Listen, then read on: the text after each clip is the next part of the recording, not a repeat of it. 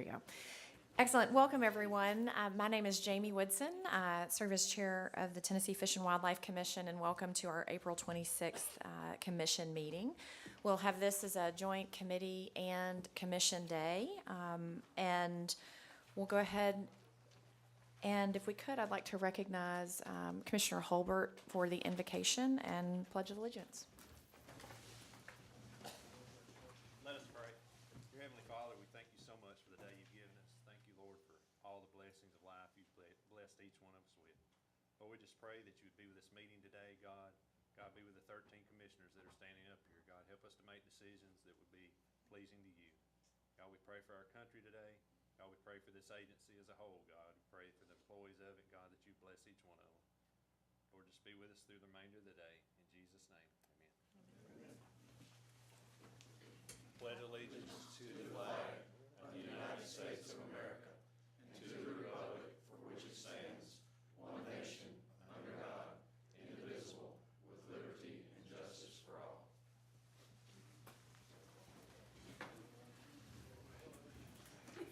If I could call on Miss Danette for the roll call.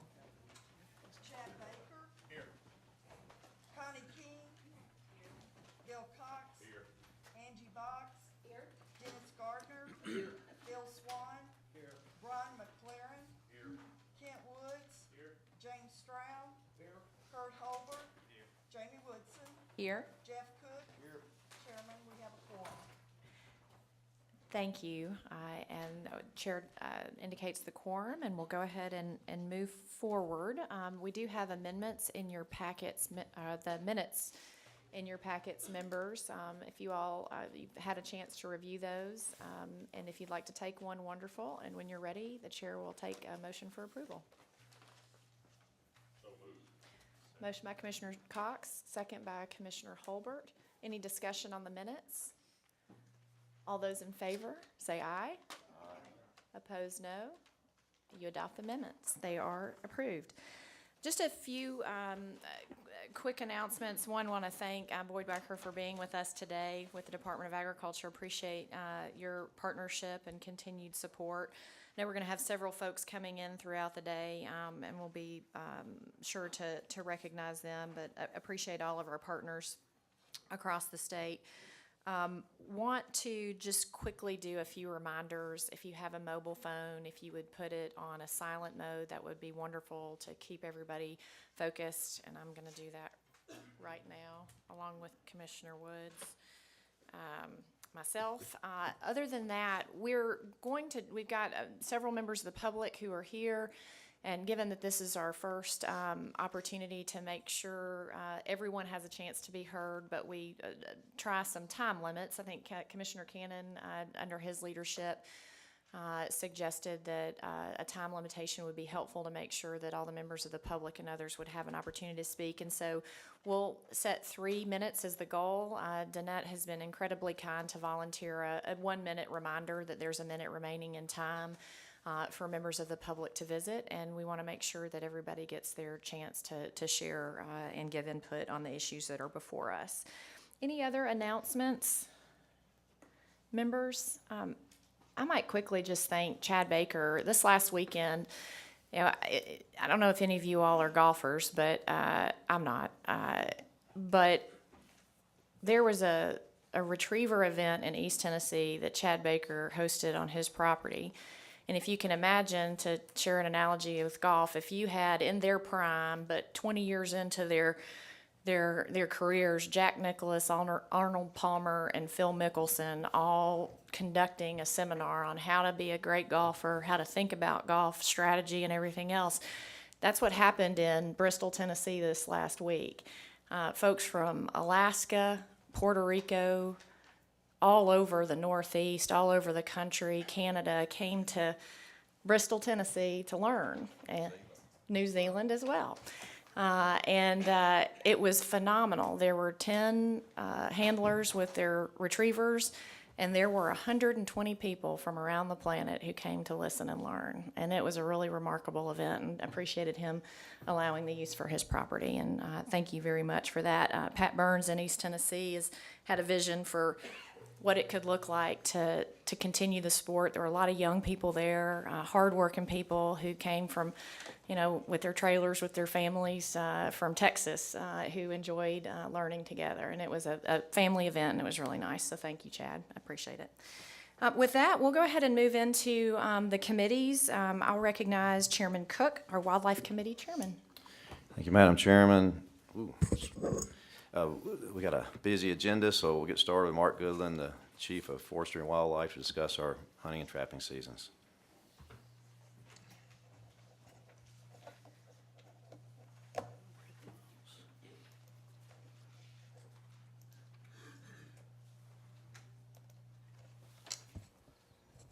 Thank you, Mr. Chairman. Good morning, Commissioners and members of the public. I'd like to kick off our agency preview of recommendations for the 2017-18 hunting and trapping seasons for our resident game species. First of all, I'd like to thank our entire agency wildlife staff for the work they do throughout the year to try to provide for abundant wildlife and quality hunting opportunities, particularly on our public lands. Also to our law enforcement staff for their tireless work through the year to enforce our game laws. And lastly, to recognize all our personnel that had played a part in putting together the information and presentations that you are about to see. All these people played an active role in developing the season recommendations and information that will come before you. For those new commissioners and others that have not been through season setting before, I'd like to give you a brief overview of this process. We kick off our hunting seasons in the fall with the squirrel season opener, which occurs on the fourth Saturday in August and runs all the way through the end of February with several small game seasons. However, our big game seasons conclude with the end of deer season in early to mid-January. And during that fall time, as these hunting seasons are going on, we're trying to collect as much information as we can, particularly on big game harvest, and that data is then compiled and used in our season setting process. We put out a call to the public to provide comments for the upcoming seasons from January 15th to February 15th, and likewise those are compiled and distributed to our agency personnel and also to the commissioners. Then in March, we begin our agency season setting meetings, starting out in the districts with wildlife and law enforcement personnel meeting, developing recommendations, comes up to regional recommendations, and then we conclude with an agency meeting in early April to develop the unified recommendations that come before the commission. Then at the April commission meeting, we provide a preview of the season recommendations and the harvest success from the previous year.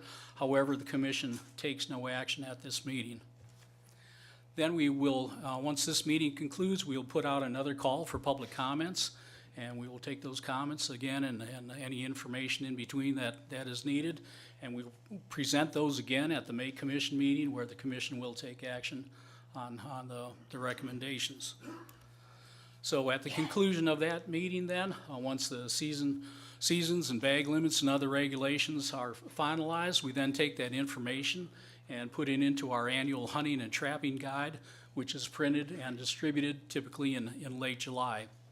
Also, just for your reference, we set the seasons for our migratory game birds in similar fashion with recommendations presented at the January commission meeting and acted upon at the February commission meeting. So with approval from the chairman, then we are ready to proceed with various presentations on. Okay. And I'd like to call our first speaker, Chuck Yost, who is Assistant Chief of Wildlife and Forestry. He's given a presentation in place of James Kelly, who's our deer program leader, but he could not be here today due to a death in the family.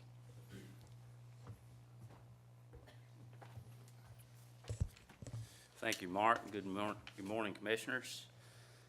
As Mark stated there, I'm filling in for James Kelly, our deer program leader. I'd like to thank James in advance for his work on this presentation. A lot of work has gone into this, and I appreciate his efforts, and hopefully we'll represent them well. Also, I'd like to thank the IT staff here with the agency. They've helped a lot in accomplishing this as well. So I'll preface this presentation by saying that these are preliminary results, and that we expect a more detailed report available this summer. And the goal is, for next year, is to have the detailed report ready for this meeting in April and continue that into the future. James is doing a nice job developing a system that will enable us to do that, and that's where we're working towards. I want to say before I begin that probably the biggest highlight is the Tucker buck that you see there on the screen. I would like to claim that I had something to do with that, but I didn't. But I think it's cool that you all did, and just wanted to highlight that before I dive into more of the details. I have basically two types of information that I'm going to share with you. The first part, or the first type of information, is the information gained through our reported harvest. This is where hunters check in their animals at a check station, or they report their harvest on their phones or on their computers. And this gives us information such as the amount of antlerless and antlered deer, the number of bucks versus does, and the locations, or specifically the counties where they're harvested, and also gives us the ability to look at the impacts of our seasons.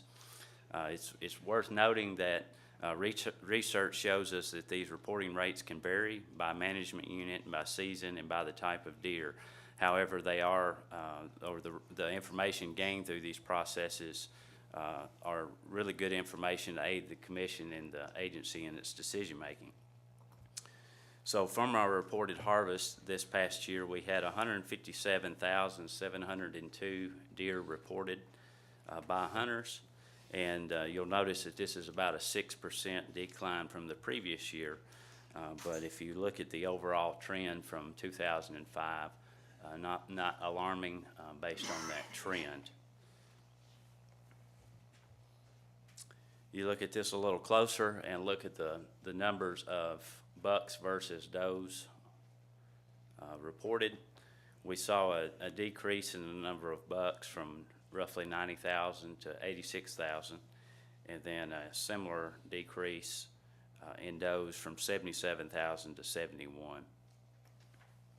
So that's a comparison for the last 2 years. And I'll point out that in 14 that we had a higher buck harvest as well. So for the last couple of years, that number of bucks has decreased. However, that number of does, it's flip-flopped. So it's not consistently dropping, in other words.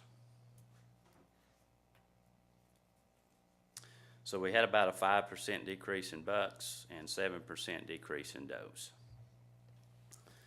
Now, you'll recall that we have the 5-day unit L antlerless hunt that is almost the very end of our deer hunting for the year.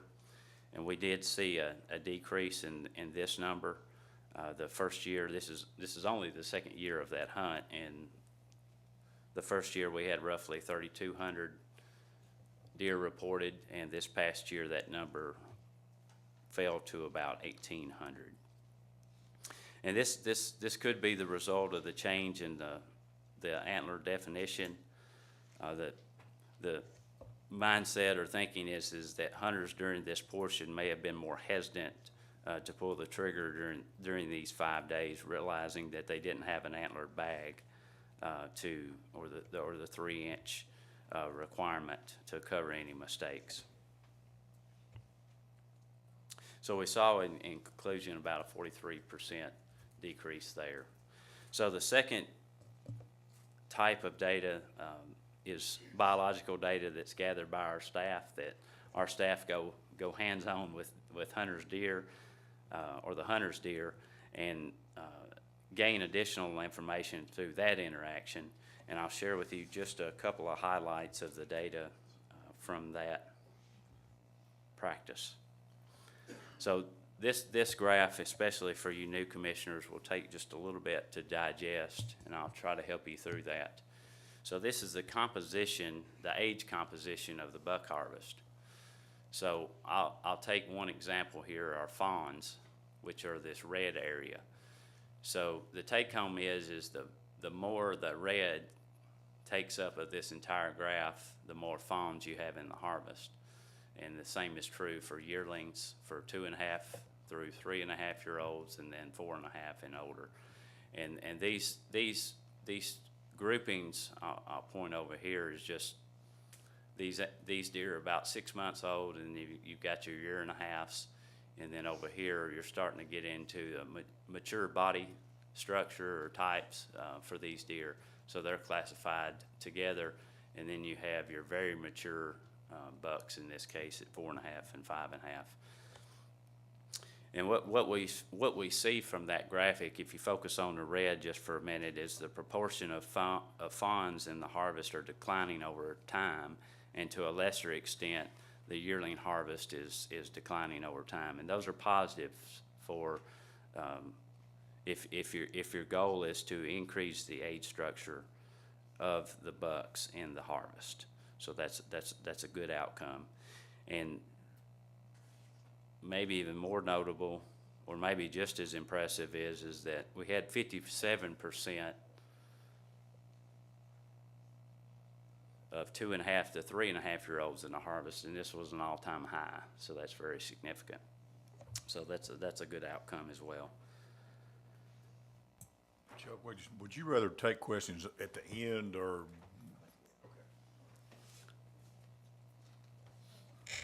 Want to make sure yeah, and I should also share that, remember, this age composition is determined from deer that we're handling at check stations or processors. So this is a subset of the overall harvest that we're sampling. And overall, we age about 5,000 deer annually to come up with this composition. And I'll also want to share with you, this was James's finding that I need to share regarding the percentage of the buck harvest with less than 3 inches of antler. So we found a statistically significant increase in the proportion of bucks with less than 3 inches of antler in the harvest in 2016. And you can see that from the graph. And so you'll see that this is a higher number than the trend. And this black section here, these bars right here, that represents a confidence interval that just tells us that we're confident that the real number, which, remember, we're using a sample of the overall harvest, the real number falls within these intervals, or within this span of about 12 to 14%. So in other words, we're confident in this number. And we can't say conclusively that this was due to the change in the antler definition.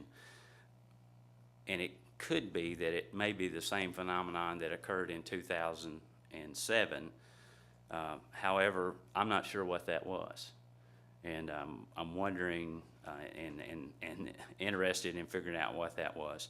And hopefully we will. But it's plausible that the increase in 16 was because of the change and the fact that throughout the majority of the season, that what was before not a part of the antler harvest now is. And I know this is challenging to communicate, but if you think back to prior to the definition that bucks with less than 3 inches of antler were not legal to be taken throughout the season. And now that they are, it makes sense that we would see a slight increase in those animals being harvested. So that was one of the findings. However, considering this and the change in the harvest during the Unit L antlerless hunt, staff is not recommending a change from this 1 year of results. This was a significant regulation change, and we need more information before we'd be comfortable in making a recommendation to change, because we don't want to be whimsical in how we manage, and it's important for us to take another look at this and get more information on that very subject. So with that, that's the highlights from the deer season, and again, there's preliminary results. There'll be more information to come, and there is no recommendations for statewide regulations for deer. And with that, I'll be glad to take any questions. If you would, let's just hold our questions till the end of all the hunting and trapping discussions, then we take them all at that time. Thank you. So I'll now invite John Mike to come forward and share about the bear seasons and recommendations regarding bear.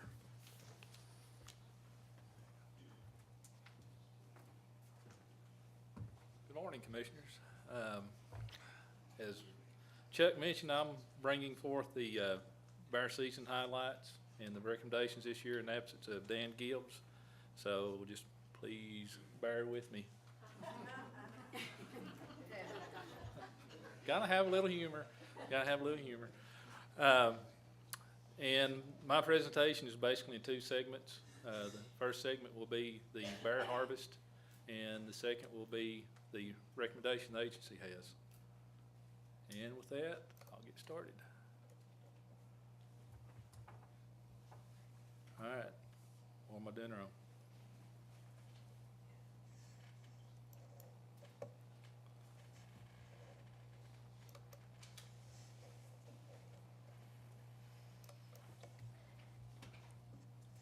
Just click. All righty.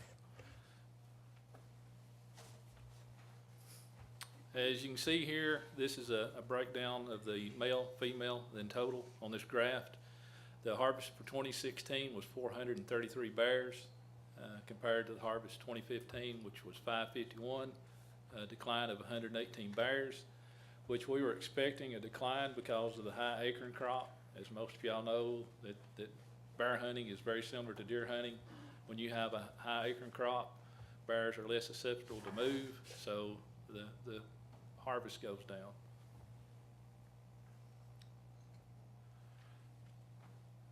A quick harvest summary of the method and weapon type.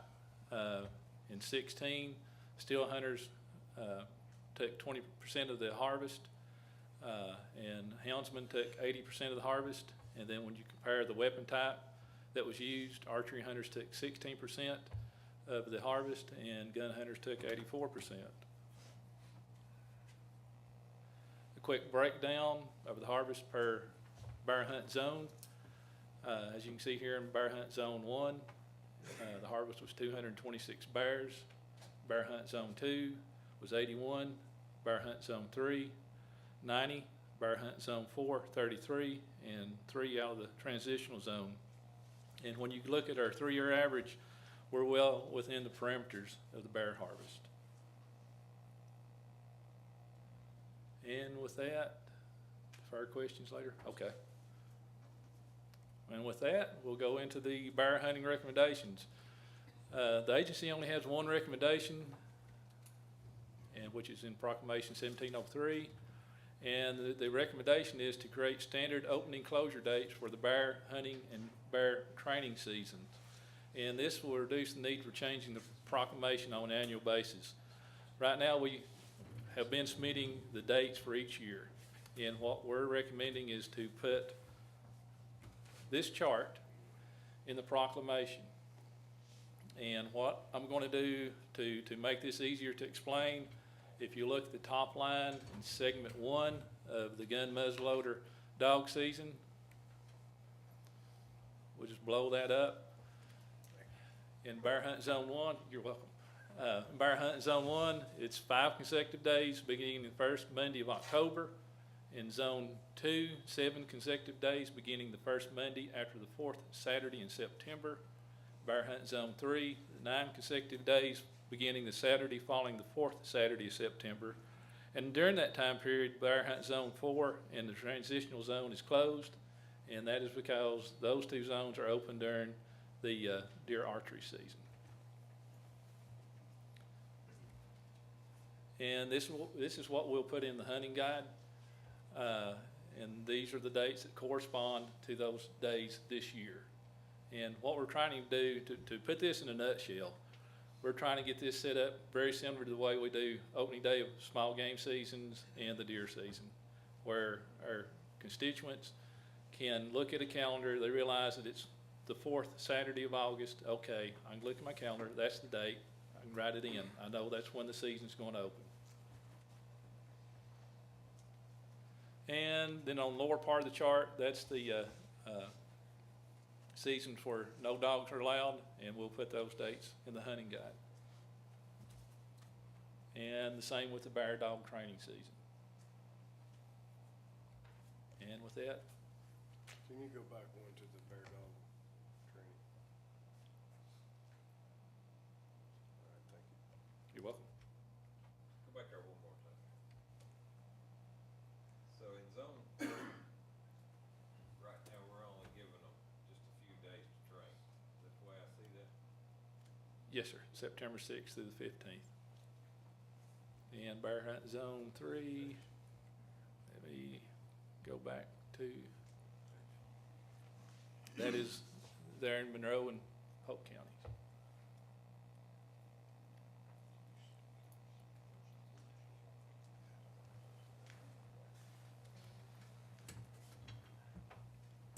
You know, scratch my idea of not having people ask questions. I think it's gonna get real confusing. I was trying to keep the presentations moving and come back to it, but I think it's gonna be more confusing to keep coming back. So, any Okay. questions from the committee?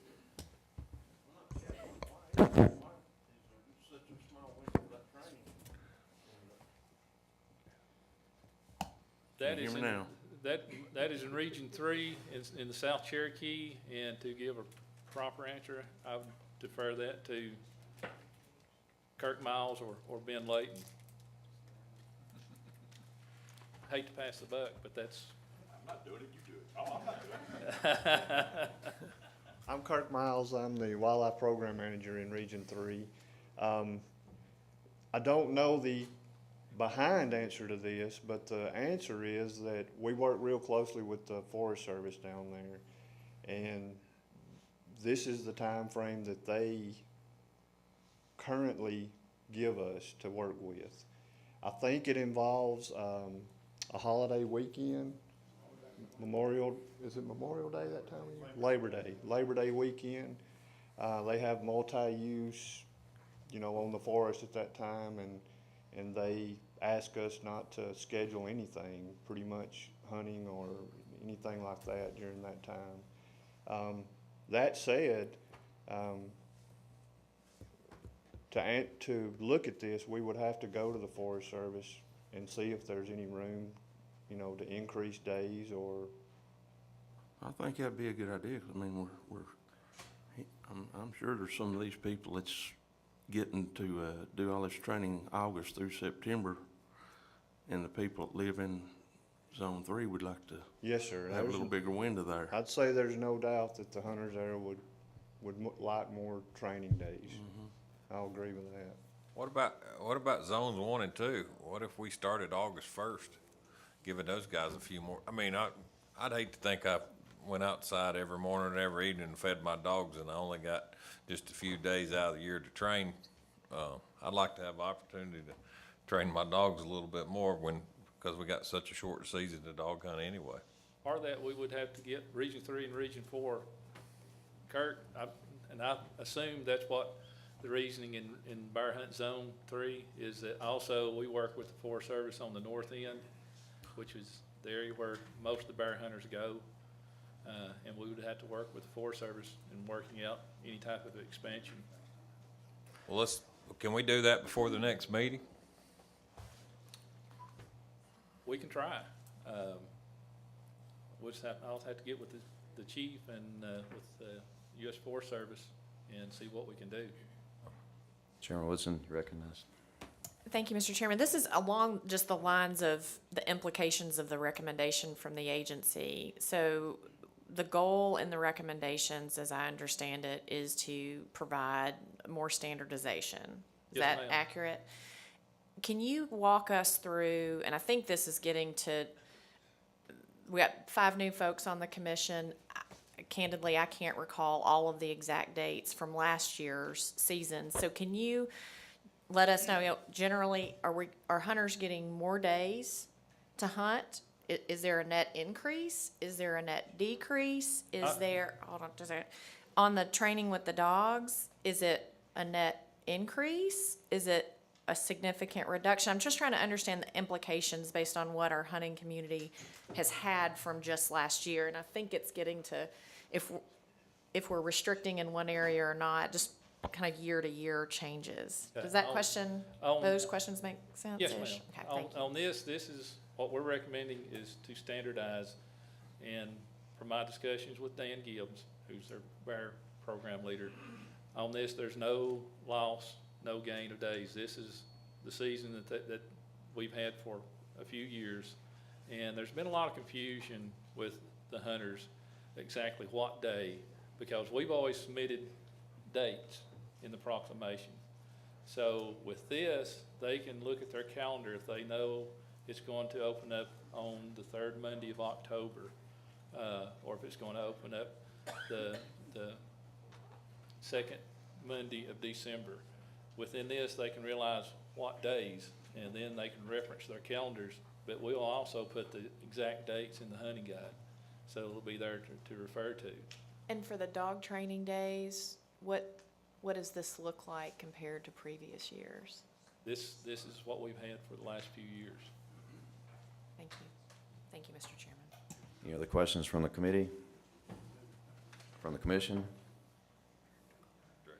Director Carter? Thank you, Mr. Chairman. I just wanted to mention a couple of things. One, a few years ago, we went to standardized opening dates where we could. It's been several years ago for several species. One of the reasons it was a request from the public in that a lot of people had to put their vacation days in as much as a year ahead of time, and they wanted to be able to say, this is when I need to be off, as opposed to waiting for the exact dates that would come out. And where we could, we adjusted so that there was no loss of days. We would adjust on the back end of the season to make sure that there wasn't. On some, just making sure everybody understands, I don't know if that's the case in these, but because of the way the calendar falls, obviously, you change a day every year. Just like in deer season, some days it will put it opening at a different number of days than it does on the year previous or the year after. But going back to 2009 on the bear, we had a change in the proposal in the bears. I think it was training and hunting seasons, but training especially on the Cherokee. And the Forest Service came back to us and said, if you stick with that date, we'll have to close the entire Cherokee on those days. So we went back and worked with them to make sure that those days were available. So I don't know that that's all the case right now, but to John Mike's point, if the Forest Service doesn't agree with the dates, they have full leeway to open or close that section of the country because it literally belongs to them. Thank you, Director Carter. Any comments from the public on deer hunting? I've got a quick question. On the bear comments, it had season change. There were 9 comments or suggestions. What, were they just all over the place, or what did they entail? Suggestions, do I y'all couldn't know tell you on that. offhand? Dan reviewed those. Okay, that's all right. Any other comments from the commission? Any comments or questions from the public on deer hunting? Bear hunting, I'm sorry. Bear hunting, I'm sorry. I did, I'm sorry.